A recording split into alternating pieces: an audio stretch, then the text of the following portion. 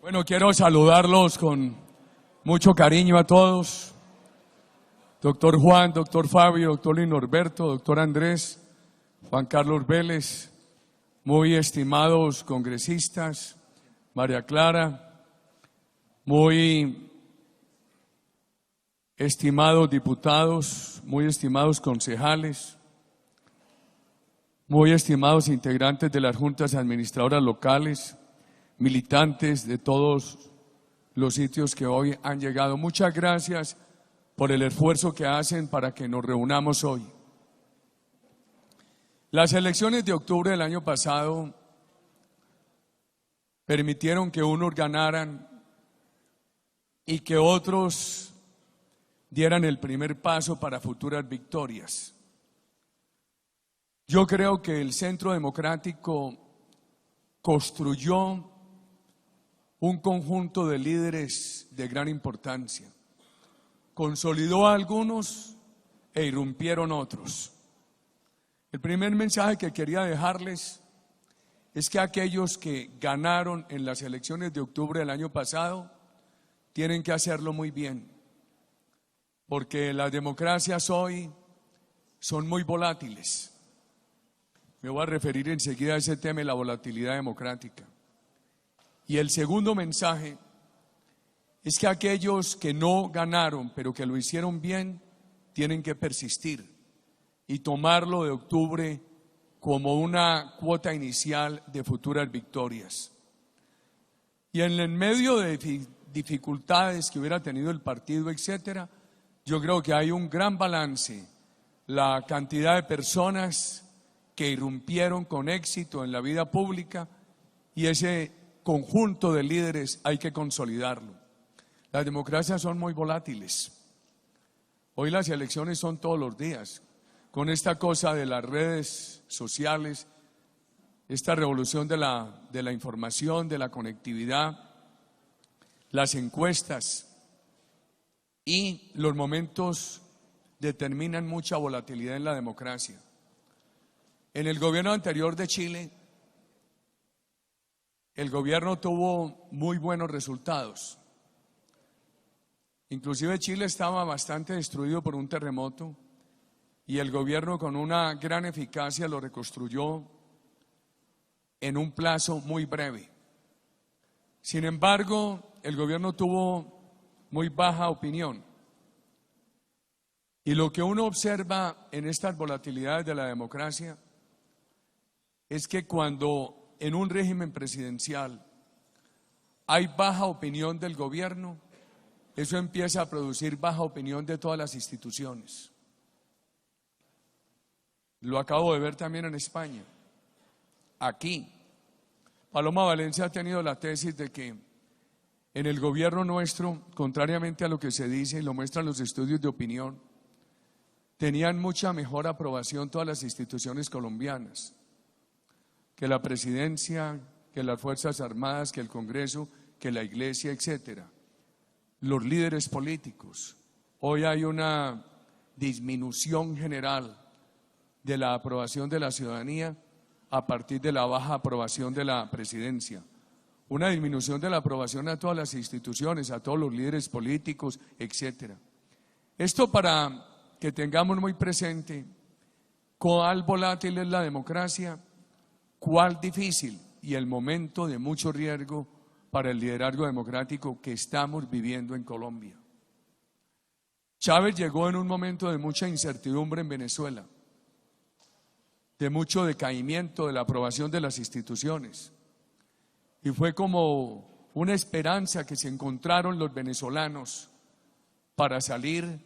Creían que con la elección de Chávez iban a salir de ese momento de tanta incertidumbre, y no fue así, fue para peor. A nosotros nos toca un momento muy difícil del país y por supuesto del partido, porque es un partido que en un país con tanta pobreza es un partido que no tiene los instrumentos para resolverle problemas tangibles a la ciudadanía.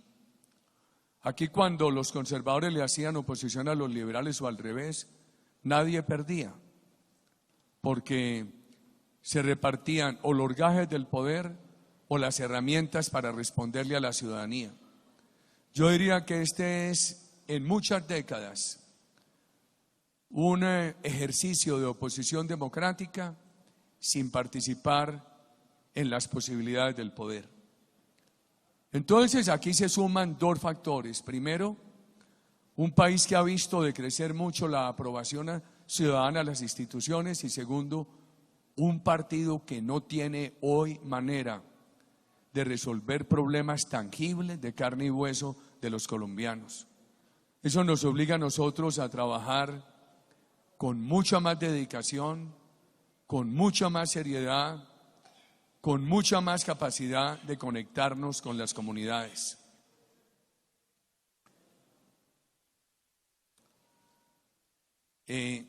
No sé, yo quisiera, en lugar de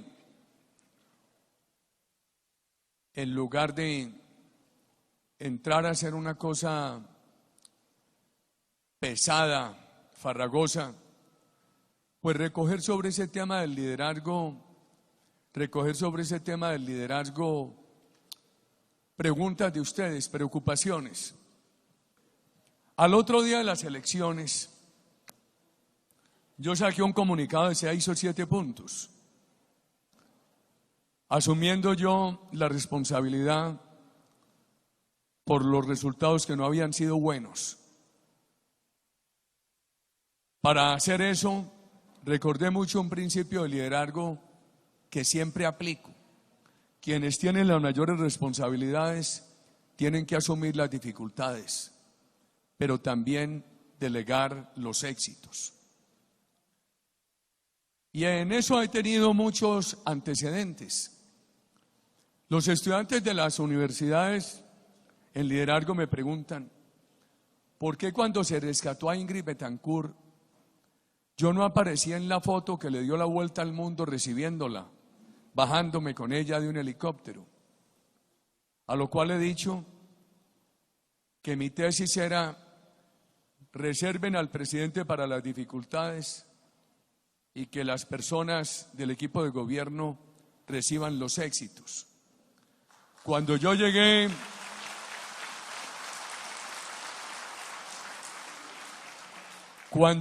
al aeropuerto de Bogotá, venía de unas inundaciones en el departamento de Santander, en Puerto Wilches. Me preguntó el ministro de Defensa y los altos mandos: ¿usted va a recibir a Ingrid? Y les dije: no, vayan ustedes a recibirla, déjenme a mí para las dificultades. Vaya, recíbala, ministro, que lo necesitamos para su futuro político. ¿Cómo les parece? Por ser coherente, casi que se me aparece la Virgen. Y entonces apareció en esa foto dándole la vuelta al mundo. Pensando eso retrospectivamente, quizá habría sido muy emocionante en un momento, por la vanidad del ser humano, ver esa foto dándole la vuelta al mundo. Pero para el ejercicio político posterior era mejor haber hecho lo que hice para poder ser coherente y mostrar en un momento bien importante en mi vida pública que estaba aplicando aquel principio de que los éxitos hay que delegarlos. Cada uno de ustedes ha sido dueño de su éxito. Entonces cada uno de ustedes se tiene que responsabilizar de acrecentar ese éxito y de prepararse a ver cómo ese éxito se va a consolidar en el tiempo que viene. Si quedó faltando algo, es porque quedó faltando algo. Entonces tenemos que mirar cómo suplirlo. Y también los líderes tienen que asumir dificultades. 2 meses antes del rescate de Ingrid Betancourt, cuando se hizo el bombardeo a Ecuador, no contra el pueblo ecuatoriano, no contra el territorio del hermano país, sino contra un campamento de la FARC que la FARC utilizaba desde allí para mantener el secuestro de Ingrid Betancourt, de muchos integrantes de las Fuerzas Armadas de Colombia y de muchos civiles. Pues yo más o menos narro con algún detalle en un libro que se llama No hay causa perdida esos eventos. Pero lo que es de resaltar para este momento es que por allá a las 9:10 de la mañana empezó un conflicto diplomático muy grande. Aquí, muy temprano, yo le dije al ministro de Defensa de las Fuerzas Armadas: comuniquen ustedes esto.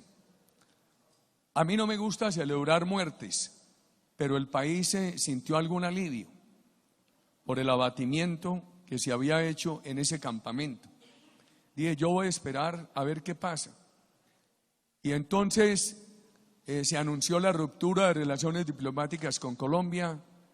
Chávez cerraba la frontera, lo mismo ocurría con el Ecuador, todas las dificultades. Hubo una persona muy importante de Colombia que me llamó y me dijo que la manera de resolver el problema era echando a alguien muy importante del nivel del ministerio o incluso al comandante de la Fuerza Aérea. A lo cual contesté, muy seguramente con eso se resuelve el problema diplomático, pero se pierde la confianza que hemos ganado en las Fuerzas Armadas. Y esa persona me dijo, vea, usted echa a fulano o al comandante de la Fuerza Aérea y da un comunicado en el cual diga lo que acaba de pasar en Angostura, en Ecuador, lo hizo la Fuerza Aérea Colombiana sin el consentimiento del presidente de la República. Fue un exceso y por eso he llamado a calificar servicios al comandante de la Fuerza Aérea. Le digo a esa persona, usted dice eso y al cuarto de hora está resuelto el problema diplomático y el país se tranquiliza. Y le dije, eso podría ser, pero yo no lo hago, porque eso nos lleva a perder la confianza ganada en las Fuerzas Armadas. Hay otro tema de liderazgo. Ganar confianza es muy difícil y mantenerla más, y hay que ser muy cuidadoso para no perderla. En el año 2004, a finales, yo recibí al comandante de la policía, al director de la policía, y me dijo, oiga, presidente, en la semana entrante o tantos días, muy pocos, hay una reunión en Caracas del grupo de Sao Paulo, el Foro Sao Paulo, y la FARC y el ELN están invitados y van a mandar allí delegados. Y le dije, sí, ¿por qué? Si ellos son grupos terroristas, si eso es una reunión política. Me dijo, sí, van a mandar delegados, Chávez los invitó y el delegado de la FARC es Rodrigo Granda, el canciller de la FARC. ¿Y cómo así? Es que tienen canciller. Y, mi general, captúrelo, mi general. Me dijo, ustedes pues me echan, porque aquí utilizan los generales es como fusibles. Pasó algo malo y entonces al que queman es al general, cambian el fusible. Y le dije, no, mi general, ensáyeme que conmigo no ocurre eso. Y el día antes del operativo me dice el ministro de Defensa, presidente, de acuerdo con lo que usted dijo, está listo el operativo, lo vamos a hacer, pero esté advertido que vamos a tener muchas dificultades. Le dije, no importa, ministro, páseme esa cuenta a mí, pero vamos adelante con el operativo. Y lo hicimos. Se capturó a Granda. Eso fue a principio en diciembre. Yo hablé el 31 de diciembre con Chávez y lo que me dijo Uribe, por ahí hay un ruido, pero no me dijo mayor cosa. Sí, le dije, sí, presidente, ruidos hay todos los días. Y en la primera semana de enero hice una reunión. Mi señora llevaba aquí arepas del Alto de Las Palmas y el quesito molido antioqueño. Y yo de pronto, el asesor de comunicaciones de la presidencia invitaba a unos periodistas a las 7 de la noche y se les daba una arepa con queso molido antioqueño y con chocolate o Coca-Cola, lo que pidieran. Y me pregunta uno de esos periodistas, oiga, ¿usted nos puede contar cuál fue la participación del gobierno de Colombia en la captura de Granda? Para mí era un tema muy difícil. Por seguridad nacional no debía haber dado respuesta. Por confianza de opinión pública debí darla. Les dije, mire, a mí no me preocupa contarles por mi persona, me preocupa es por el daño al país. Juraron que sería off the record, que eso una línea de oro del periodismo. Aquí está Juan Gómez, respetarla. Bueno, yo les conté. Al otro día a las 6 de la mañana ese estaba en las emisoras. Y se chutan la palabra uno a otro. El uno decía que era Rodrigo Pardo jura que no. Todo indica que fue Enrique Santos, que estaba en esa reunión. Y eso produjo una carta de la FARC a Chávez. En esa carta la FARC le dice: ha quedado establecido que no tenemos garantías en Venezuela y usted nos había dado esas garantías. Entonces, Chávez se enfurece, cierra la frontera, rompe las relaciones, etcétera. Y después de pasar, pues me llamaban muchos presidentes, el único que influía en Chávez era Fidel Castro, ni Lula. Entonces Fidel Castro me mandó una carta en una impecable caligrafía, diciéndome que había que arreglar con Chávez, y mandó una persona con mucho misterio. Yo me vine a recibirlo a la casa de Río Negro, no querían que lo recibieran en las oficinas de la presidencia. Y Castro arregló eso. Yo pude ir más tarde a Caracas porque me enfermé, me tuve que quedar una semana sin montar en avión por un problema en el oído. Y llegué a Caracas y tuve una reunión con Chávez que duró 6 horas, que era una reunión solo con él, y le dije a Carolina Barco: principio de liderazgo es muy importante, es este. Hay reuniones, conversaciones que necesitan testigos. Yo siempre le digo a los estudiantes: cuidado con esas conversaciones delicadas, con esas reuniones delicadas, eso necesita testigos. Y efectivamente fueron 6 horas de conversación. De lo que menos habló Chávez fue el tema de la FARC. Me dijo: mira, Uribe, yo no soy de la FARC, pero hay muchos votantes chavistas que son afectos a la FARC. Se dedicó el resto del tiempo a pedirme que le ayudara a resolver problemas con Estados Unidos. Y yo, de ingenuo, hice esa gestión ante el presidente Bush y ante Condoleezza Rice. Y a los 15 días Chávez los estaba insultando. Y aquí hay varios temas. Primero, ya les dije, hay reuniones, llamadas que siempre necesitan testigos. Y ojalá dejar unas actas por escrito, o una persona muy seria que lo acompaña a uno que tomen otra.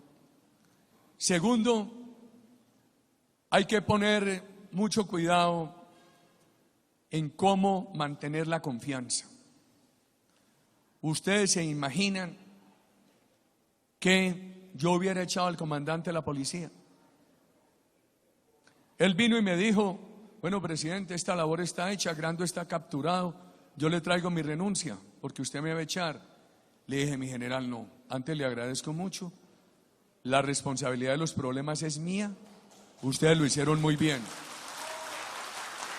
Eso se da entre diciembre de 2004 y enero de 2005. El bombardeo al Ecuador creo que es el 1 de marzo del 2008. No es bombardeo al Ecuador, es al campamento de la FARC.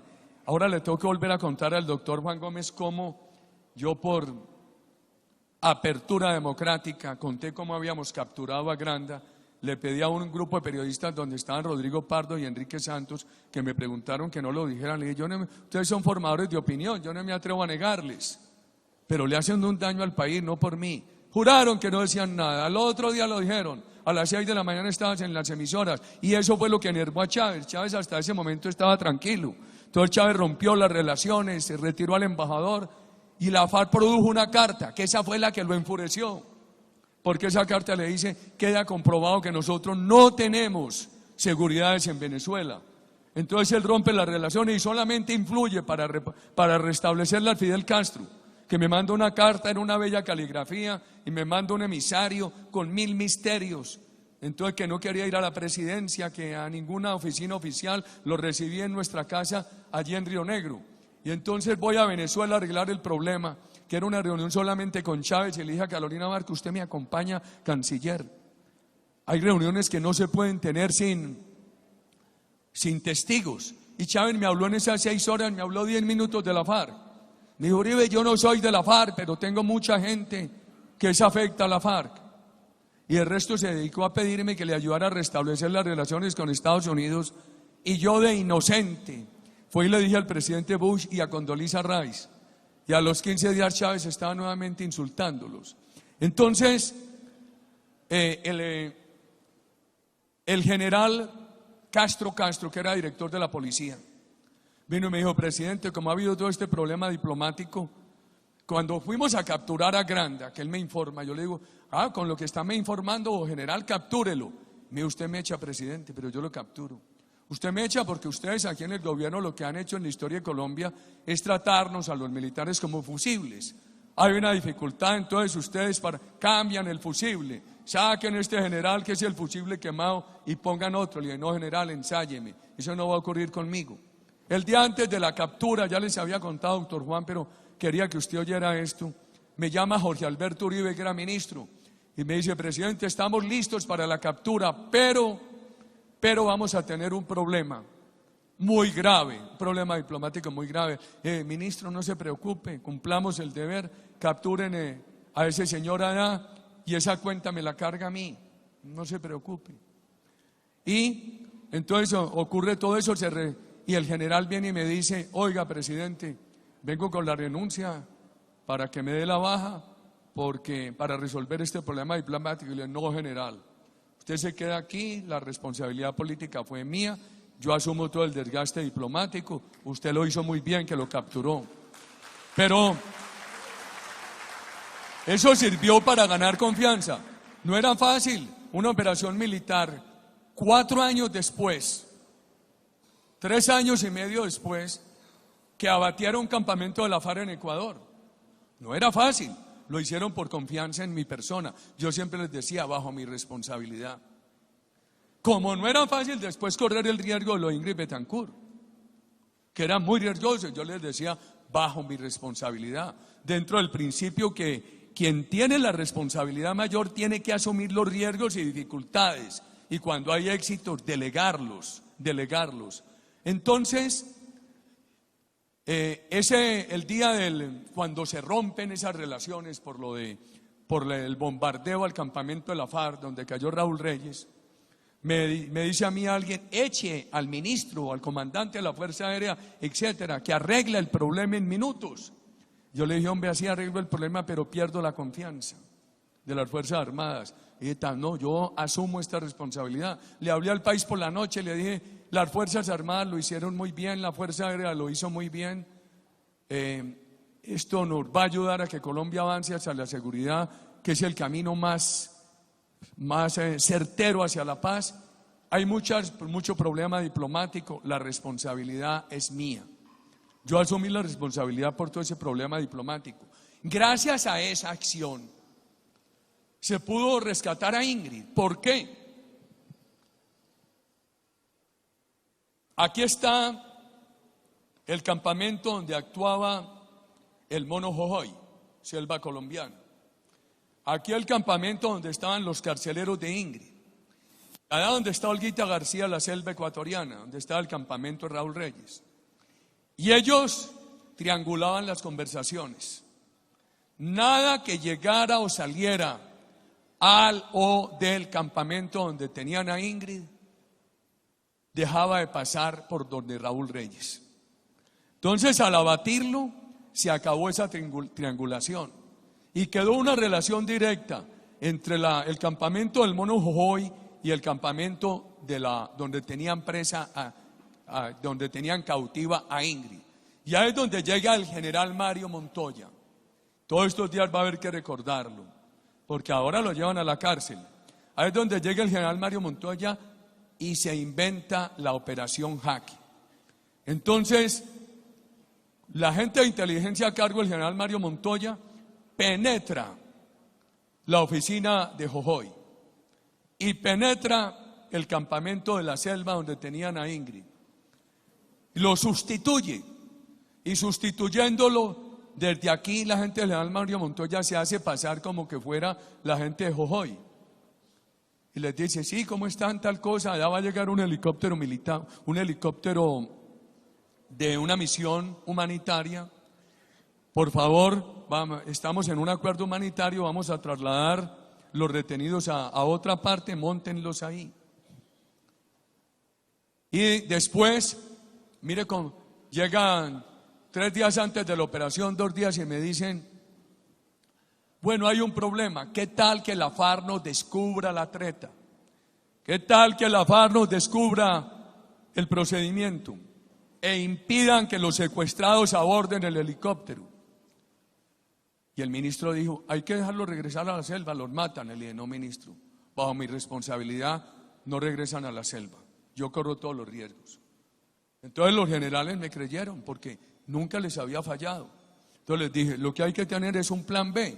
En efecto hubo un plan, un helicóptero o 2 helicópteros hay cerca, con unos comandos especializados, que tenían la siguiente instrucción: si no dejan abordar a Ingrid y a los otros al helicóptero y los van a devolver a la selva, el plan B se opera. Y entonces el plan B debería hacerle un círculo que yo llamaba humanitario a la FARC con los rehenes, ni tan estrecho que produjera unos disparos de la FARC, ni tan amplio que permitiera que se fugaran, pero no se necesitó. Inclusive eso lo mezcla uno con muchos principios. Ahí aparece el principio de la consistencia, porque ¿cómo se llamaba el canciller francés que era el director de Médicos Sin Fronteras? Kouchner, una cosa así. Era un hombre muy simpático, vino varias veces a la oficina y me decía, presidente, que le traigo unas ideas para liberar a Ingrid, porque Francia tuvo todo el interés, ella era Colombo francesa. Entonces me dice, tengo unas ideas, y me decía tal cosa, tal otra, tal otra, tal otra. Y me decía, la mediación de Chávez, de eso no me hables, canciller, que ya esa la aprobamos y nos fue muy mal. Aquí toma tintico, te recibo con todo cariño, dime todas las que quieras, pero de eso no me hables. No era fácil ser consistente en un momento tan difícil ante el canciller de Francia. Pero yo me había tenido que ensayar en eso de presidente electo, porque llegué a París.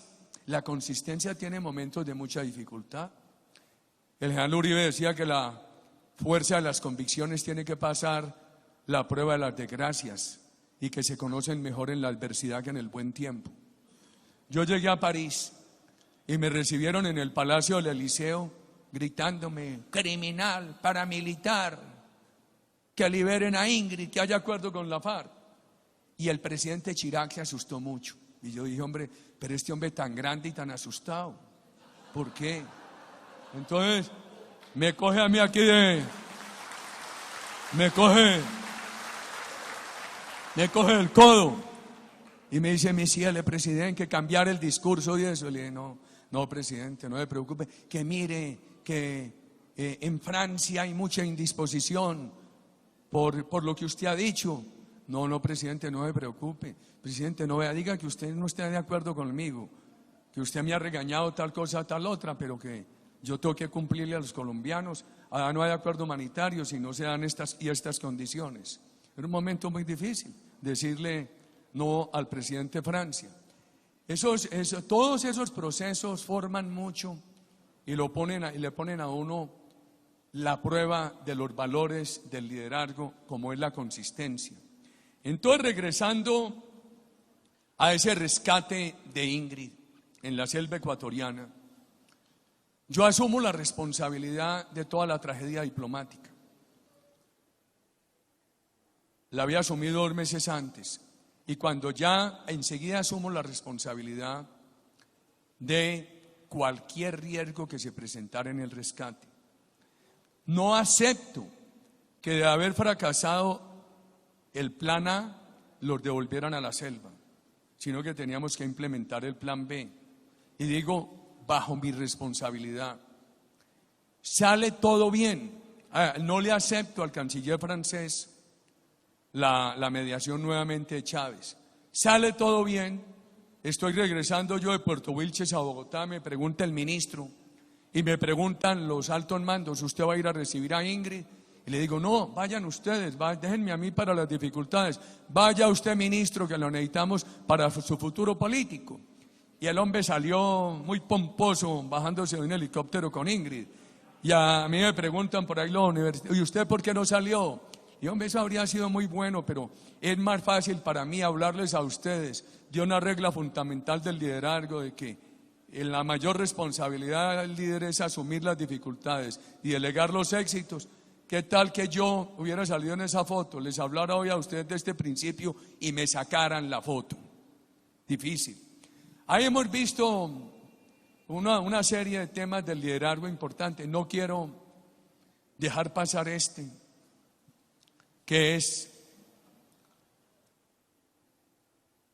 decir la verdad a tiempo y aceptar las dificultades. Cuando nosotros lo aplicamos en el gobierno nos fue bien. Cuando nos demoramos nos fue mal. Yo tenía la norma, hombre, que no sea la oposición, que seamos nosotros los que identifiquemos dónde hay un problema de corrupción y lo denunciemos.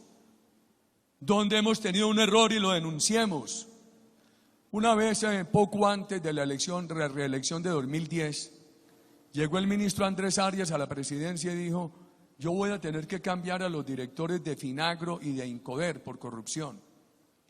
Yo estaba en otra ciudad colombiana, a las 9 de la noche me dijo el jurídico de la presidencia: hemos examinado eso y el ministro tiene razón, pero es que faltan muy pocas semanas para la elección presidencial, dejémoslo para después. Les dije: no, señores, yo no puedo poner mi interés electoral por encima de los intereses del país. Esta misma noche se le comunique eso al país y se toman las decisiones. Las personas salieron, se denunciaron ante la Procuraduría, ante la Fiscalía, se hicieron todos los cambios y no hubo ni siquiera fue noticia, porque no había que criticar al gobierno. Eso salió bien. ¿Por qué no salió mal Agroingreso Seguro años después? Estábamos en plena campaña de la presidencia. Yo creo para elegir mi sucesor, yo creo que Agroingreso Seguro, junto con la Ley Quinta de 1972 del presidente Misael Pastrana, son las mejores leyes que se han implementado para el agro colombiano en muchos años, en muchas décadas. Agroingreso Seguro nace por la necesidad de apoyar a los agricultores colombianos para que mejoraran su productividad y compitieran con Estados Unidos, con Europa, con Mercosur, etcétera. Beneficia a 380.000 agricultores en 2 años. Hay 6 casos de corrupción. Yo estoy convencido, no imputables al gobierno ni al ministro. Hago este paréntesis: la sentencia que condena al ministro no tiene una sola línea de la cual se puede inferir que se robó un peso. Lo condenan que porque contrató la asesoría con un organismo de la OEA, cuando siempre se había contratado de manera directa con esos organismos internacionales. Y dice la magistrada que el ministro debió darse cuenta que había 6 casos de corrupción, que porque él era una persona muy preparada. Si eran 380.000 casos en 2 años en Agroingreso Seguro. Y además la señora tuvo una falta enorme a la ética, que nosotros lo tenemos denunciado. Esa magistrada que condena a Arias era la que decía que yo la iba a hacer matar. Y no se quiso retirar del caso y fue la que lo condenó. Pero sigamos. La revista Cambio hace las denuncias. Y Arias y el que estaba de candidato, el ministro titular, se ponen a defenderse. 20 días y la revista Cambio seguía insistiendo. Primer error de nuestro gobierno, que habría sido subsanable. Que nosotros no hubiéramos sido los que hubiéramos denunciado esos 6 casos de corrupción. Segundo error, en lugar de haber examinado eso objetivamente y haberlos aceptado, porque fueron 6 casos de propietarios inescrupulosos de tierra que subdividieron unos predios porque la ley, los decretos en ese momento decían: para tener derecho a tal subsidio para riego no se dará sino tanto dinero. Entonces esos propietarios dijeron: para que tengamos más, subdividamos los predios. 6 casos. Entonces, segundo error, el gobierno en lugar de reconocerlo se pone a la defensiva. 20 días después me llaman a mí y me dice la jurídica de la presidencia: hombre, hemos revisado esto, ahí hay 6 anomalías graves. Cambio tiene razón. Y yo, hombre, me dicen tan tarde. Miren todo lo que ha pasado estos 20 días, qué desgaste. Yo humildemente interrumpí una agenda, era un lunes, y le dije al país: ha habido estos 6 casos, la revista Cambio, no obstante que me ha aceptado la oposición, tiene razón. Yo como presidente de la República lo acepto. Vamos a corregir esto. En efecto, produjimos una serie de decretos para tener más controles, etcétera, etcétera. Era tarde, era mucha la presión política, las pasiones políticas de esa campaña, porque Andrés Arias era uno de los precandidatos del Partido Conservador. Hay que decir las cosas a tiempo, o reconocerlas a tiempo. Y eso me lleva a algo, uno de los episodios más tristes de mi vida. Al doctor Gilberto Echeverría, al doctor Guillermo Gaviria lo secuestran un mes antes o mes y medio antes de mi elección a la presidencia. Y yo siempre dije, hay acuerdo humanitario. Si las personas que el gobierno llegare a sacar de la cárcel, que sean de la FARC, no regresan a la FARC,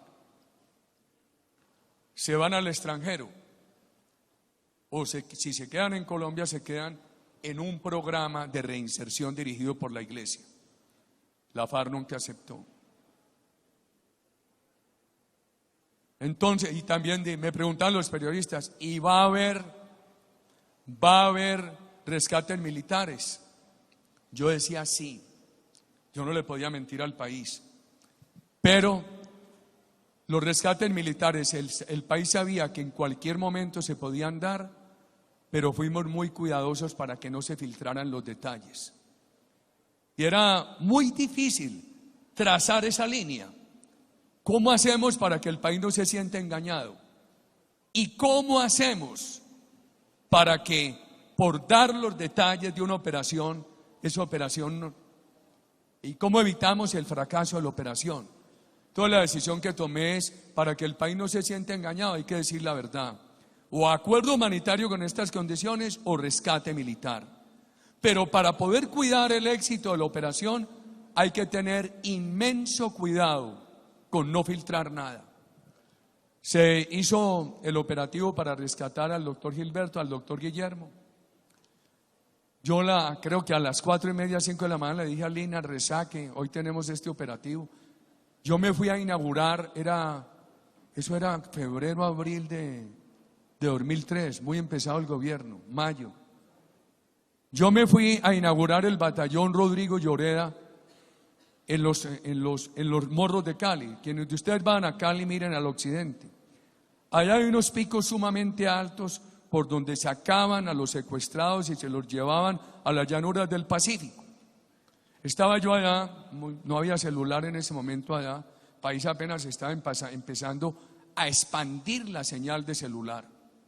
Y entonces me llama por un teléfono satelital y me dice el general Mario Montoya: presidente, fracasamos, nos mataron a 9 de los 11 secuestrados. El general y el gobernador y el alcalde y el ministro mío los mataron.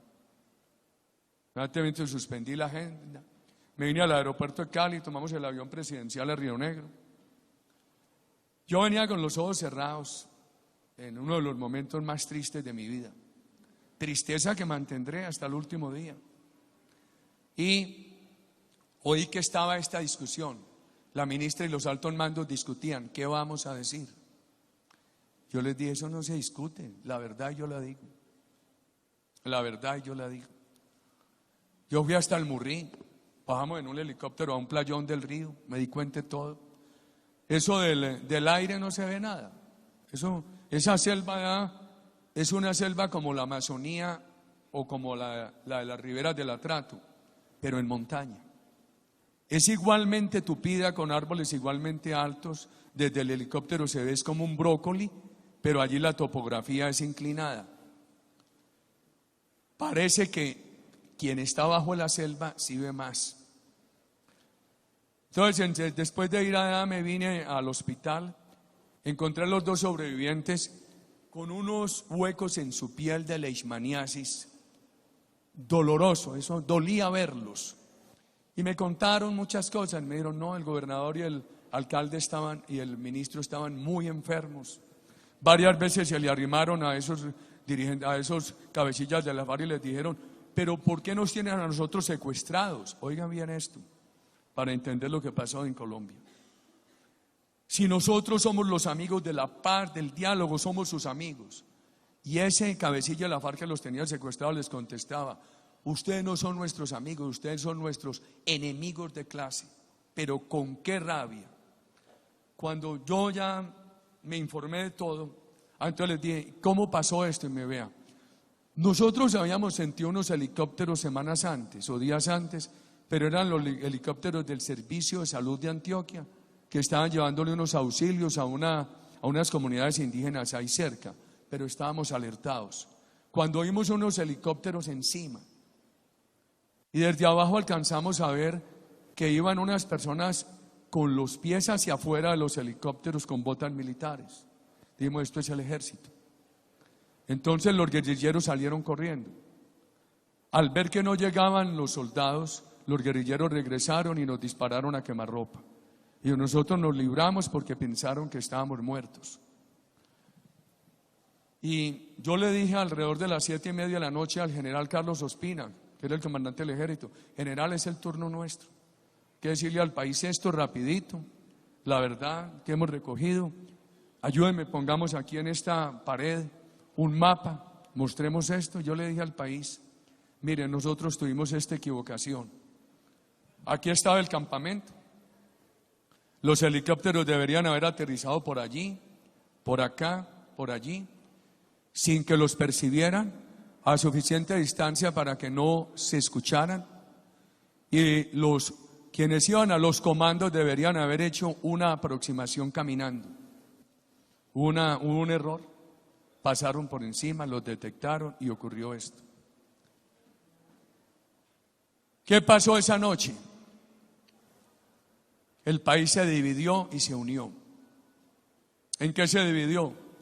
Unos dijeron, estamos en desacuerdo con los rescates militares de Uribe. Otros dijeron, estamos de acuerdo. ¿En qué se unió? Que el país percibió que le habíamos dicho la verdad.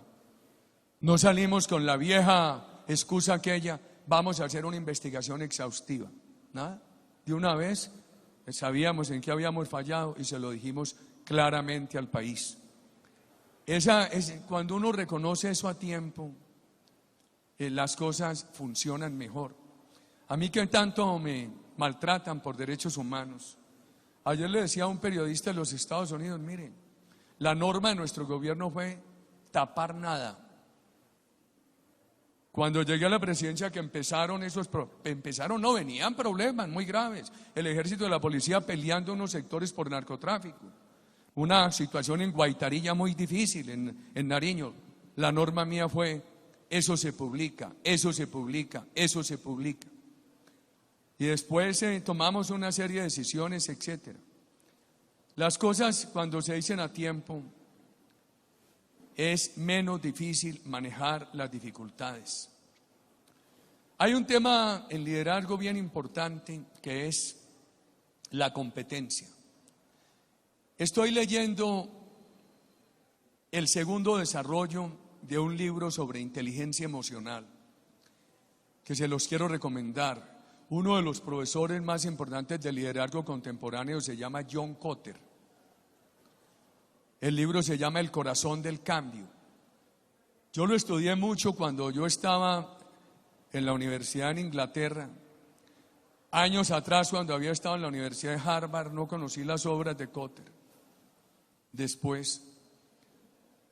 Y yo creo que es el gran autor contemporáneo de inteligencia emocional. Y ahora acaba de publicar un libro que es el segundo desarrollo del corazón del cambio, donde dice cómo no solamente hay que tener análisis de los problemas, sino saber generar emociones, en lo cual lo hace muy bien Andrés Guerra, y tener credibilidad. Porque las emociones sin credibilidad no funcionan. Entonces, Kotter dice, no basta con tener buenas razones. Hay que tener emociones, pero no basta con tener emociones, hay que tener credibilidad. Ese tema de la credibilidad hay que cuidarla mucho. Cuando eligieron a Reagan en los Estados Unidos, vino una proliferación enorme de escritos de ciencia política. Y hubo un estudio que dijo lo siguiente: la credibilidad se construye bien en la música, en el deporte. La más difícil de construir es en la política y es la más fácil de destruir. Hay que ponerle mucho cuidado a ese tema de la credibilidad, cómo es de difícil construirla y cómo se derrumba de fácil. Kotter decía que el liderazgo hay que sustentarlo en 3 elementos: competencia, honestidad y energía. La competencia es estudio. Hay que estudiar. Uno de los problemas del ejercicio político cotidiano es que lo sustrae a uno el estudio. Todo ese semillero de líderes jóvenes que ha formado, que han nacido con el Centro Democrático, yo les ruego mantenerse en el estudio. Esta semana que tuve oportunidad de hablar con una persona que me ha distinguido con su amistad, que es Mario Vargas Llosa en Madrid, con motivo de sus 80 años de edad, me decía: ¿usted madruga mucho? Le dije: a veces, maestro. Ahora no tanto porque ando sin WhatsApp. Acosado por el WhatsApp me levantaba a la 1 o 2 de la mañana a responder mensajes. Ahora me están llegando más poquitos porque tuve que suspenderlo. Y me dijo: es que cuando yo fui candidato a la presidencia del Perú, para no perder el hábito de estudio, porque tenía que hacer política todo el día, estudiaba de 4 a 6 de la mañana. El principio de competencia es fundamental en el triángulo de credibilidad del liderazgo. También el de la honestidad y también el de la energía. Y Kotter suele hacer estos apareamientos. Dice: pensemos en una persona que tiene competencia, esto es conocimiento, estudio, honorabilidad, pero carece de energía. Eso es un buen barco sin motor. Pensemos en una persona que tiene honorabilidad y energía, pero no tiene conocimiento. Eso es un motor muy potente sin rumbo. Y la persona que tiene competencia y energía, pero no tiene honorabilidad, un peligro. El liderazgo necesita combinar los 3 elementos: honorabilidad, energía y competencia. La política colombiana, como en todas partes, es muy difícil y muy absorbente. Para quien está en el diario ejercicio de la política, no le es fácil estudiar. Hay que tener mucha disciplina y sobreponerse a las limitaciones para estudiar. Y estudiar no solo la ponencia, el proyecto de acuerdo, de ordenanza, de ley, sino estudiar, vivir en un estudio que le permita a uno mejorar visión, conocimientos de una materia de la otra. Ese tema de la competencia es muy importante, ese tema de la honorabilidad, ese tema de la energía. Esta política exige trabajar todos los días. La energía tiene que llevar a que uno haga esfuerzos que le permitan recorrer la milla adicional. Reagan siempre decía: no hay último voto. Todo voto debe ser el penúltimo. Eso hay que aplicarlo. Andrés, una vez estaba yo aspirando al Senado y el único dirigente político que no estaba en el Club Medellín a mediodía un viernes antes de elecciones era su papá. Los otros estaban. Y me dijeron: ¿y usted para? Yo estaba jovencito. ¿Para dónde va Uribe? Y voy a ir a Bejorral. Hombre, ¿a qué? Como es de mal esa carretera, como está de peligroso. Viernes, y 2 boticos que me consiga me libran el viaje. Me voy a buscar la milla adicional, a recorrer la milla adicional. Hay que recorrer la milla adicional. Eso de que ya terminé la campaña porque faltan 2 días, que entramos a la ley seca, no. Campaña no se puede terminar. A mi señora le preguntaban un día: Álvaro, ¿cuándo empieza campaña? Y ella dijo: nunca deja de hacer campaña. Nunca deja de hacer campaña. Yo recuerdo una experiencia cuando estábamos en la reelección de 2006, 3 semanas antes de elegir el Congreso. a ese segundo Congreso, Senado, no fue Juan Gómez. Usted fue al primero, en el segundo estuvo en la embajada, en el Vaticano. Y llega el asesor de comunicaciones de la presidencia y me dice: le traigo la encuesta del TLC, 57% en contra, 25% a favor, el resto no sabe, no responde. Mi recomendación, aplazar esa negociación para después de elecciones. Y eso es un engaño al país. Las elecciones son para que el país se pronuncie sobre los temas más delicados, sobre los temas más delicados. Me dijo: muy peligroso, y corramos el peligro. Y me dijo: ¿qué hacemos? El hombre, vaya a un canal de televisión, diga que si nos dejan hacer una sesión para oír ciudadanos y responder las inquietudes que tienen sobre el TLC, y al rato volvió y me dijo: RCN acepta, pero que no en prime time. Y le dije: ¿qué no es prime time para RCN? Dijeron que le pueden permitir eso entre las 10 de la noche y las 6 de la mañana. Y ese es prime time para mí. Dígale que he hecho. Ahora llegamos a las 10 de la noche. Y me dijeron los periodistas: presidente, ¿usted en qué orden va a recibir las preguntas? Le dije: en el orden que lleguen, sin filtrarlas, no filtren una sola, que ser honesto con la ciudadanía. Esa noche saqué mucha experiencia. Primero, uno no le puede ocultar al país los temas fundamentales, así puedan esos temas venirse en contra. La democracia exige que todos los grandes temas se pongan sobre la mesa. Ojo con esto de la ratificación de los acuerdos de La Habana. Segundo, toda la noche recibí preguntas, las dividí en dos. Unas preguntas llenas de pasión, de rabia de políticos de oposición, y unas preguntas llenas de sensatez de los colombianos no políticos. A mí me llamaba un político: habla fulano de tal. Hasta el expresidente Gaviria llamó. Bravísimos, tal y tal cosa me echaban. ¿Qué no me decían? Llamaba un arrocero de Ibagué, decía: presidente, en Ibagué estamos muy preocupados porque el arroz norteamericano es un arroz subsidiado, ¿cómo vamos a defendernos? Hombre, amigo, mire, eso va a tener un periodo de 18 años de desgravación, tal cosa. No le tengan miedo al diálogo con la ciudadanía. La ciudadanía es muy buena interlocutora. Y si uno lo hace con sinceridad y con persistencia, la ciudadanía lo comprende más. Toda la experiencia mía de diálogo con la ciudadanía ha sido muy grata. Me ha enseñado, me ha formado. Eso le exige a los gobiernos. Es mucho mejor el diálogo con de los ciudadanos sobre sus problemas que, infortunadamente, el diálogo político. El diálogo político es muy difícil. Y eran las 6 de la mañana.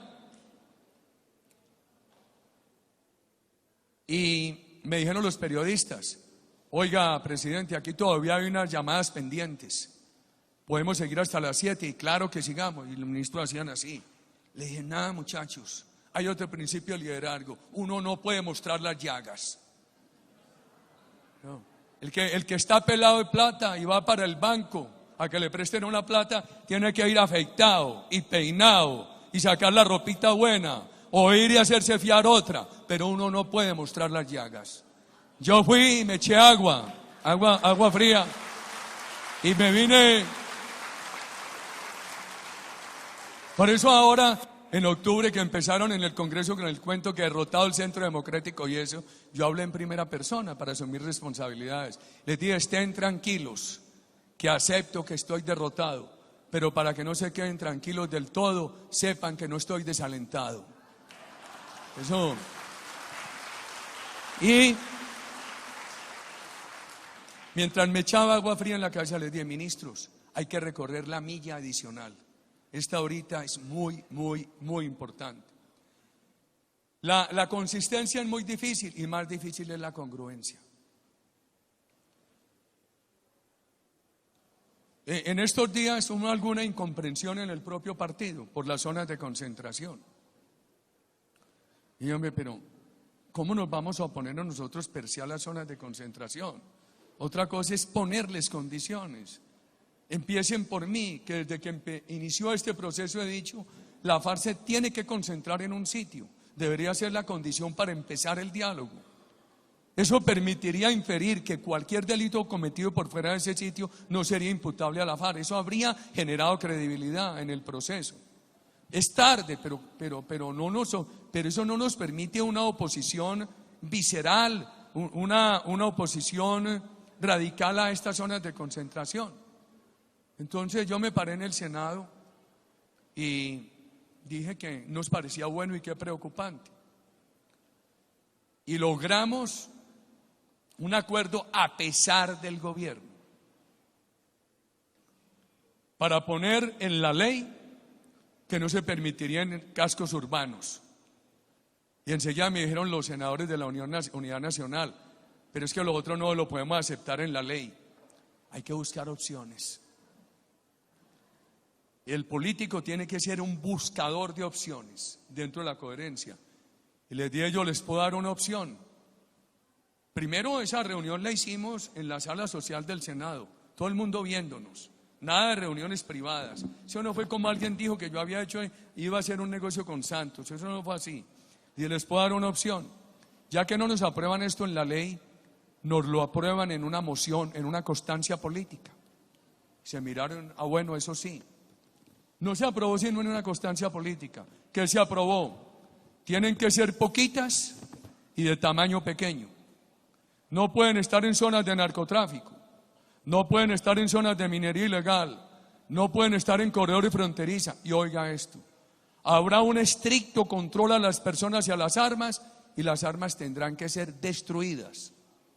Al otro día salió el ministro a decir que eso no había quedado en la ley. Es verdad, pero quedó en una constancia política que aprobó la plenaria del Senado. Si después le quedan mal a eso, ellos verán. Al otro día, RCN Televisión me pidió una entrevista al mediodía en vivo. Y sacaron un video mío de hace algún tiempo hablando de zonas de concentración. ¿Qué tal que me hubieran sacado ese video para decirme, si hace unos meses habló de zonas de concentración, hoy porque estuvo en contra? Y enseguida sacaron unos compañeros del Centro Democrático. Salió Margarita Restrepo y dijo, yo respeto mucho al presidente Uribe, pero yo voy a pedir una objeción de conciencia porque yo no le creo al gobierno. Y me preguntó el periodista, uno tiene que manejar la contradicción con los compañeros muy delicadamente. Eso lo aprendí yo al maoísmo. El tratamiento correcto de las contradicciones en el seno del pueblo, compañero Jaime Dangond. Por eso yo digo mucho que en las dificultades internas en el partido hay que tener mucha paciencia. ¿Sabe qué le contesté yo a Margarita en RCN? Pues con lo que dijo el ministro esta mañana, que no aceptaban eso, ella tiene razón, el gobierno es tramposo. Y enseguida sacaron a Álvaro Hernán Prada, joven del Huila, impetuoso. Yo no puedo llegar a mi departamento que tanto sufrió hablar de zonas de despeje. ¿Qué le contesta al representante que se dio el Centro Democrático? El tema lo manejaremos pacientemente con él. Estas contradicciones se manejan con delicadeza y el pueblo del Huila tendrá la certeza que nosotros no vamos a aprobar zonas de despeje. Hay que tener mucho cuidado en el manejo de la contradicción interna, porque los partidos políticos son sumas de voluntarios. Y en democracias vibrantes como la nuestra, todo el mundo se siente jefe. Aquí no hay vocación de subordinación. Aquí no hay idea de escalas jerárquicas, a diferencia de las fuerzas militares. Entonces, por eso hay que tener mucha delicadeza para administrar la contradicción en unos partidos políticos que son organizaciones de voluntarios sin sentido de sumisión. Aquí, en lugar de sentido de sumisión, todo el mundo tiene expectativa de mando. Imponer mucho cuidado con la consistencia. Ahora, hay que hacer cambios. Ustedes me preguntarán, ¿cómo cambia uno sin dejar de ser consistente? Qué tema tan difícil. A mí cada rato dicen, pero usted ¿por qué no acepta el indulto a la FARC? Sí, usted con Fabio Valencia fueron los que promovieron en el Senado que reindultaran la M-19. Tema muy difícil para mí. No es fácil. Eso fue para en el 92, 93. Entonces yo he contestado esto, mire, habían hecho el proceso de paz con el M-19, habían entregado las armas, habían estado en el gobierno de Gaviria, habían tenido una tercera parte de la constituyente, estuvo el doctor Juan Gómez en esa constituyente, y estaban ahora en el Senado. Los indultaron bien o mal, pero ya que lo hicieron, cúmplanles. Después de eso han pasado varias cosas. Colombia se volvió miembro de la Corte Penal Internacional, que no permite eso. Y si bien hay gente del M-19 que han cumplido, y no dejo de poner como ejemplo a Antonio Navarro, eso pudo dar mal ejemplo. Porque cuando Humberto de la Calle promulgó la Constitución del 91, el 4 de julio dijo, refiriéndose a la FARC, después de esta Constitución en adelante, un grupo que insiste en hacer política con armas es terrorista. Eso lo dijo Humberto de la Calle, el 4 de julio del 91. Y hoy, 25 años después, el mismo Humberto de la Calle dice que no, que lo que ha hecho la FARC en estos 25 años atrás es política con armas. Y a uno le da miedo que este problemita que tenemos hoy en Urabá, en el suroeste, que tiene paralizada la ciudad de Montería, con esas bandas criminales, ellos digan, los Úsuga digan, así como le dieron este tratamiento a la FARC y al ELN, nosotros escalando violencia vamos a lograr someter al gobierno para que nos den el mismo tratamiento. Yo creo que esa impunidad genera mal ejemplo. Pero ustedes sí ven lo difícil que es explicar decisiones de la vida política. A mí me preguntan mucho, ¿y usted por qué quería la segunda reelección presidencial? Qué difícil contestar eso. Yo he contestado, la tengo traducida al inglés, al francés, me falta traducirla al arameo, que tenía una encrucijada en el alma. En efecto, yo la tuve. A mí no me gusta perpetuar al presidente, pero me daba miedo que no continuaran las políticas. Yo tuve siempre esa encrucijada. Y hay otro tema muy delicado, la congruencia. Mire cómo va entrando uno después, cuando profundice el tema del liderazgo, a distinguir lo difícilmente separable, la consistencia a la congruencia. La consistencia es más de actitud, en diferentes épocas y ante diferentes hechos, o ante los mismos semejantes hechos en diferentes épocas. La congruencia es de sincronía entre lo que se dice y lo que se practica. A mi edad, uno ya oye a los hijos decir, papá, ¿por qué nos exiges esto si tú hiciste lo contrario? Tú eres incongruente, papá. Y lo mismo en la política. ¿Cómo salva uno, después de un largo recorrido de la vida, la congruencia? Reconociendo cuando fue incongruente. Yo no he encontrado más camino, y es muy difícil. Aceptar que uno fue incongruente en algún momento es muy difícil. Bueno, la otra cosa que he dicho es, tengo un nieto muy bravo. Elina me dice, ay, ¿le vas a exigir tú que no sea bravo? ¿Qué tan congruente tú? Entonces le digo, no, lo que pasa es que uno tiene derecho a que los hijos y a los nietos sean mejores que uno. Pero es un tema muy difícil. Cuiden mucho la congruencia, que cuando ya se está en mi edad, es muy difícil reivindicar valores y en algún momento anterior de la vida se ha sido incongruente. La lucha hay que darla todos los días. La de nosotros es bien difícil. Persistir, insistir y no desistir. Churchill decía que el liderazgo tiene 3 I's. Información. El liderazgo tiene que informar. Tiene que, yo no recuerdo cómo lo decía, imaginación e inspiración.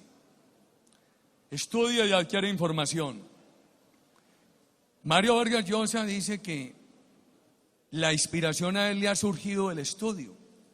Porque, por ejemplo, para hacer esa novela que se llama El sueño del Celta, él tuvo que estudiar mucho temas que le eran ajenos y lejanos, como todo el proceso de independencia de Irlanda, o el imperio belga, o la colonización belga en el Congo.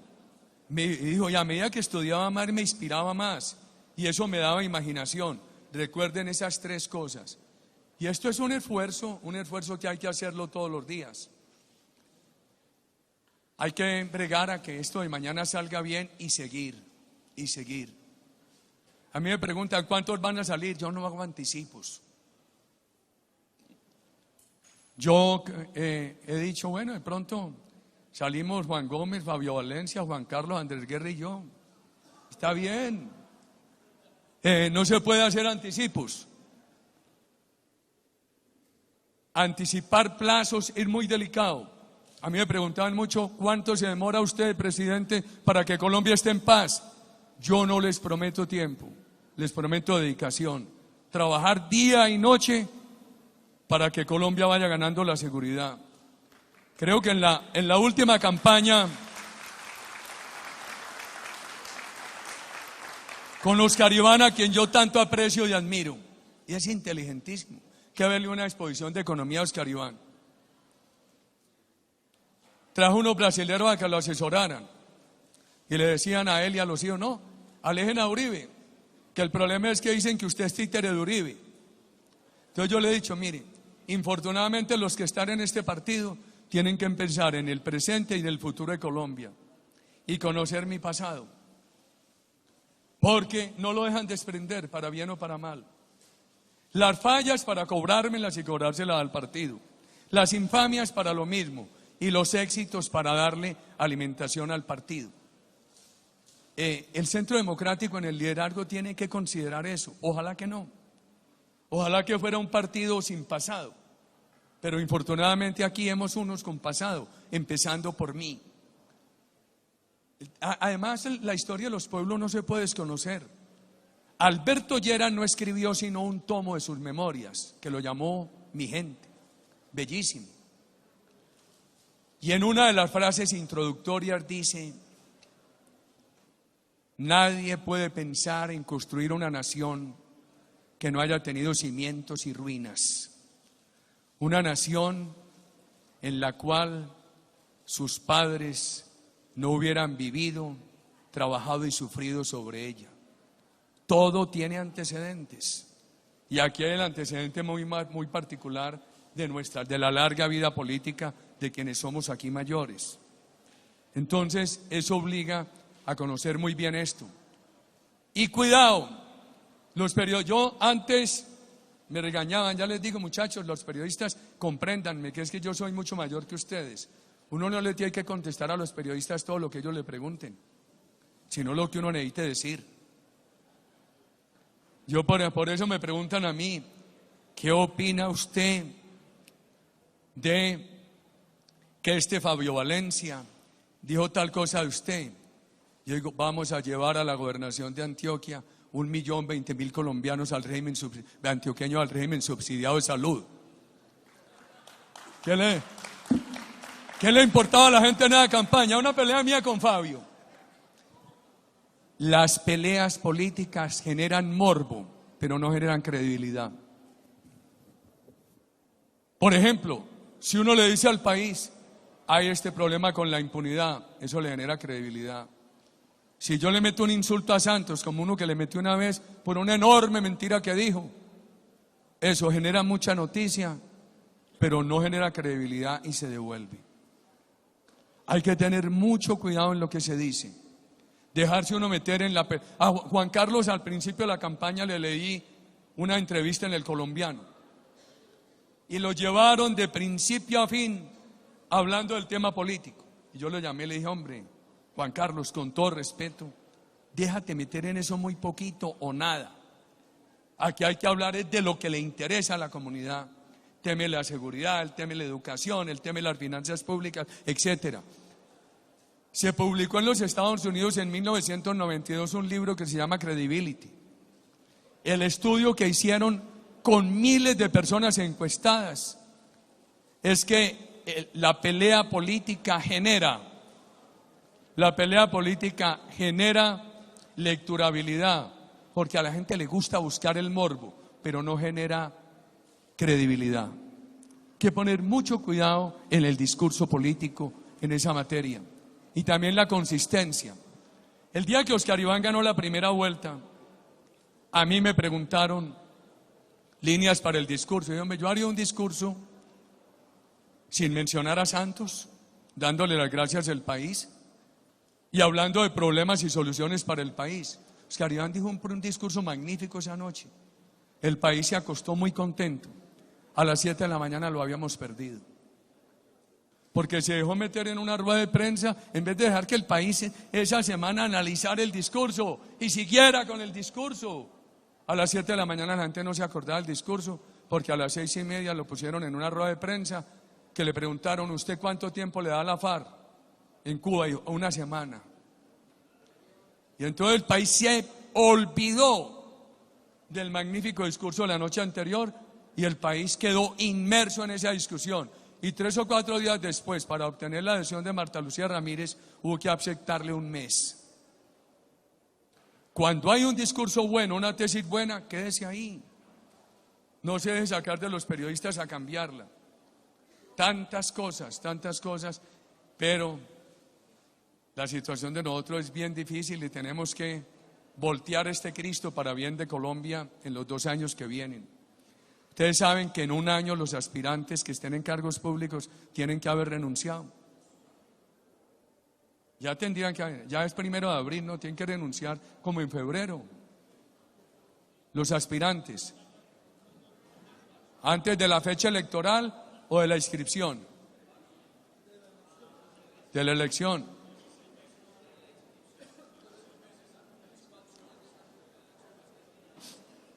O sea que tienen que en noviembre, porque si la elección del Parlamento es en marzo, tienen que renunciar en noviembre. La democracia es muy dinámica, esto pasa muy rápidamente. Los aspirantes a la presidencia en un año tienen que estar renunciados. Entonces esto es muy, muy exigente. Ojalá podamos participar en esa marcha mañana. Yo he estado, muy bueno el artículo del doctor Juan ayer, cómo nos ayudó a marchar el sábado. Yo he estado diciendo: miren, yo siempre tengo unos que no me quieren, pero entre ellos puede haber algunos con coincidencias. Aquellos que no me quieren, que discrepan de estas ideas, pero que tienen preocupaciones por la patria y que podamos estar juntos en la calle mañana, sería muy útil. Hagamos ese esfuerzo mañana y más frente a este desafío que hay contra el país. Que esta mañana tenían la ciudad de Montería la gente encerrada y unos bandidos, al parecer de ese clan Úsuga, esas bandas criminales, en unas motos con armas largas amenazando a la gente. 3 departamentos hoy afectados. En el Caquetá la FARC extorsionando a todo el mundo. El ELN en Arauca con la FARC. En el Catatumbo. Y hoy en el suroeste y en otra parte las bandas criminales. ¿De dónde surge eso? Hay que denunciarlo. El mal ejemplo de la impunidad. La falta de política de seguridad. Quemaron un bus en el Poblado. Mataron a un señor de una tractomula en Valdivia y quemaron unos vehículos en el Peñol.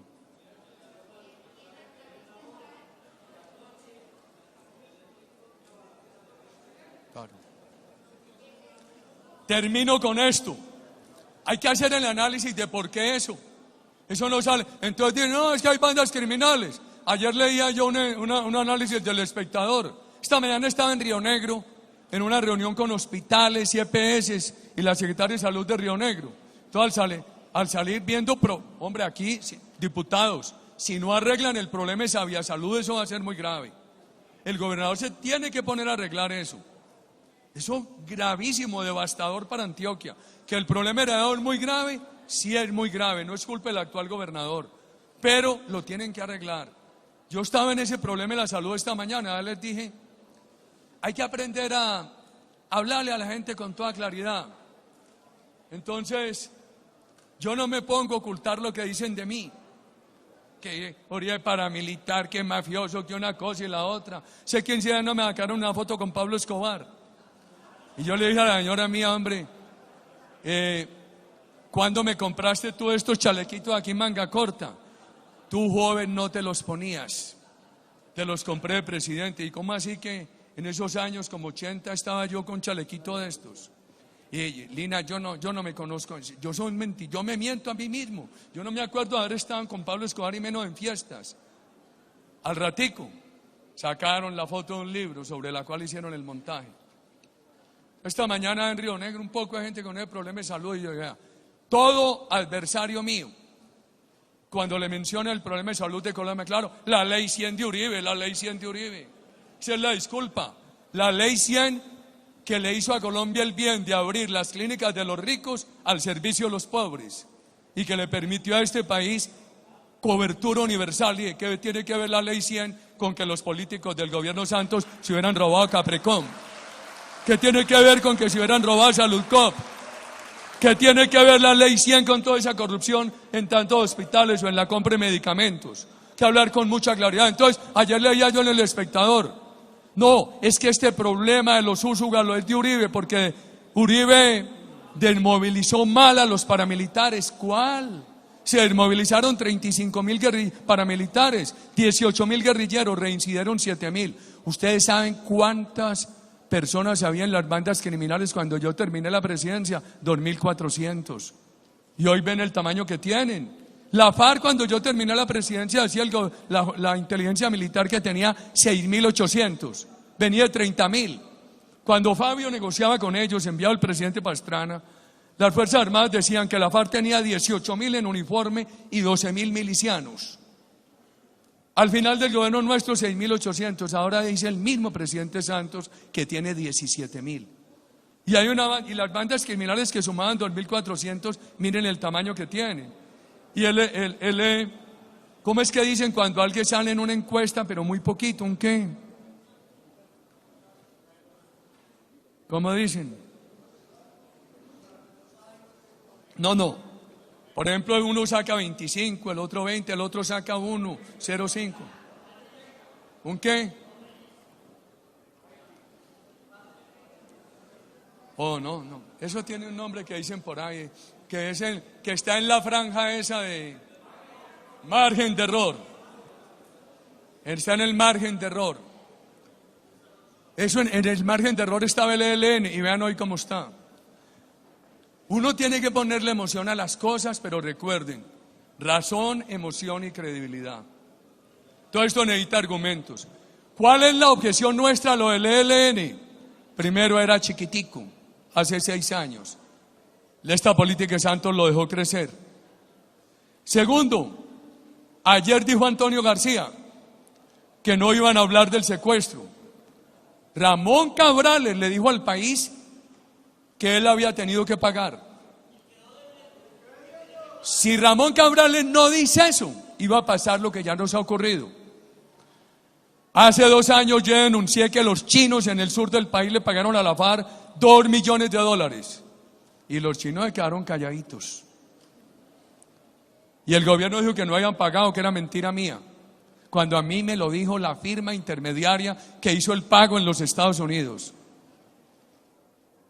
Me pasó lo mismo que me había pasado por allá con ese Maus. Cuando yo era gobernador, que a él le pagaban, en el Magdalena me dio unos platales por liberar gente, etcétera. Y cuando lo hicimos meter a la cárcel, casi termino yo en la cárcel. ¿Sabe qué hubiera pasado si Ramón Cabrales no dice eso? Algunos sabíamos que había pagado, sale uno y lo dice, y él guarda silencio. Y el gobierno dice, no, fue un acto de magnanimidad del ELN para llegar a la mesa de diálogo. Tendrían confuso al país y quedaría uno mentiroso. Por el valor civil de ese muchacho se supo que pagó. Y se supo otra cosa, que nos la habían contado, que en ese campamento quedaron muchos más secuestrados que el ELN no ha liberado. Hace un mes supe en la ciudad de Washington que Maduro utiliza al ELN como un factor de chantaje al gobierno Santos y que el gobierno Santos lo sabe. Y protegen a ese ELN allá. Y pasa aquí. Hay un alcalde nuestro en Saravena. Hace un mes le mataron 2 escoltas militares a 7 kilómetros de la frontera con Venezuela. El ELN cruzó desde allá, los asesinó y volvió allá. Y Maduro, Santos en este momento lo legitima como mediador. Esta semana me preguntaba a mí una delegación de los disidentes cubanos. Me decían, ¿y usted qué opina de que se negocie en Cuba? Nosotros estamos en contra. Y le dije, ¿por qué? Porque Fidel Castro y Raúl prestan el territorio para que Colombia, el gobierno democrático, negocie con el terrorismo, ya no nos permiten dialogar a nosotros, que somos unos disidentes democráticos. Y tienen toda la razón, pero yo no me puedo poner al sitio, porque yo acepté llevar allá un proceso con el ELN, que había empezado el presidente Pastrana, y que no pude adelantar porque el ELN no aceptó las condiciones, que era concentrarse, suspender las actividades criminales. ¿Cómo no le exigen al ELN concentrarse, suspender las actividades criminales después de lo que viene pasando con la FARC? ¿Y cómo aceptan, después de que el gobierno está informado que Maduro utiliza al ELN como un factor de chantaje al gobierno de Colombia, cómo aceptan que Maduro sea el mediador? Y ayer decía Hassan en una entrevista que me hizo, ¿y usted qué opina de que van a tener muchos sitios de negociación? Hassan me hizo caer en cuenta esto, doctor Juan, que eso va a ser un peregrinaje del ELN. Cada sitio de esos para decir que aquí lo que matan es, que aquí lo que hacen es asesinar a luchadores sociales, a la oposición democrática, que es un país injusto, etcétera, y tapar todo lo de ellos. O sea que estas objeciones nuestras no son objeciones de rabia, de pasión. Uno tiene que tener emociones, pero no rabias pasionales. Con una rabia pasional, uno lo que hace es que le pasa lo de la vaca, mientras más patalea, más en el pantano más se atolla. Entonces hay que distinguir entre la emoción, la convicción con energía y la rabia pasional. La rabia pasional es muy mala consejera.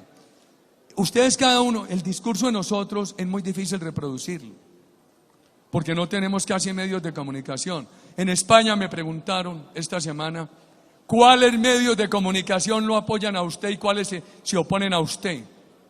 Y yo no les voy a decir los que se oponen a mí, les voy a decir el que me apoya, esta cuentecita de Twitter, esta emisora que yo tengo, que es una cuentecita de Twitter, ahora le estoy sumando un Facebook. Entonces, mucho cuidado, nosotros no tenemos, la vocería nuestra es muy difícil.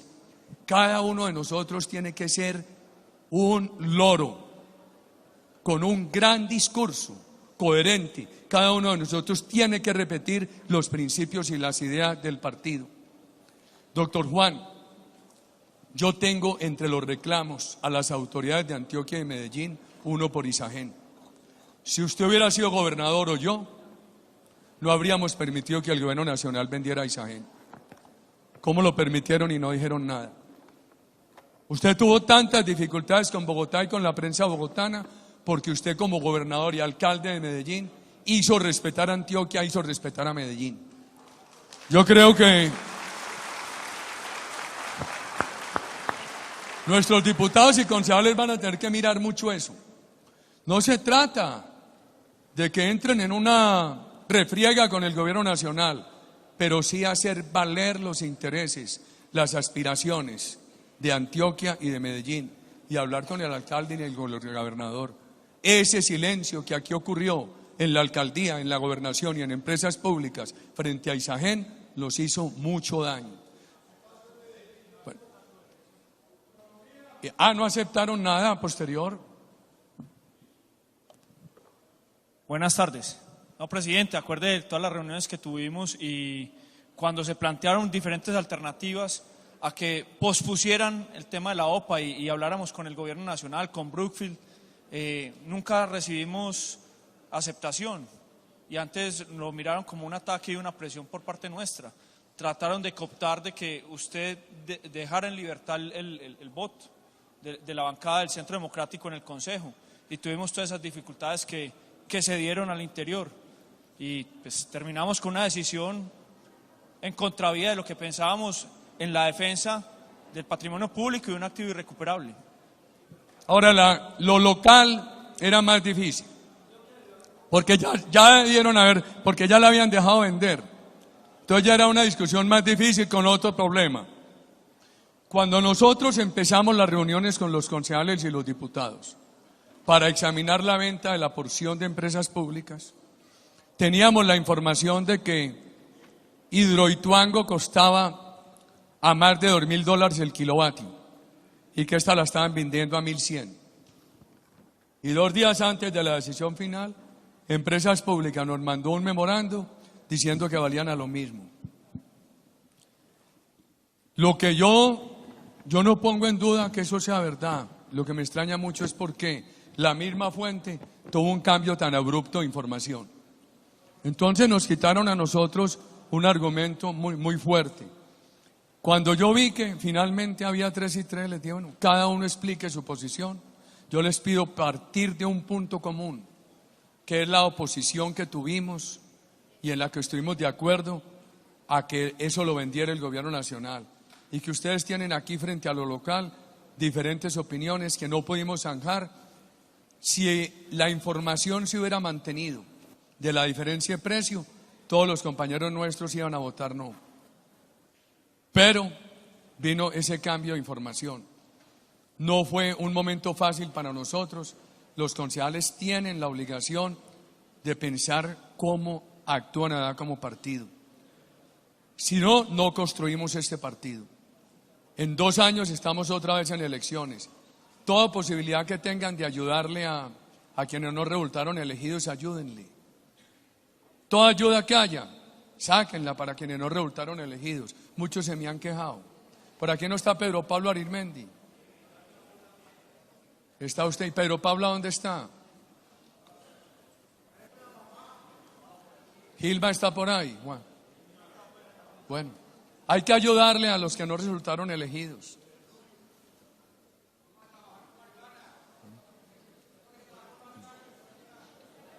Muchachos, muchas gracias a todos. Muy amables.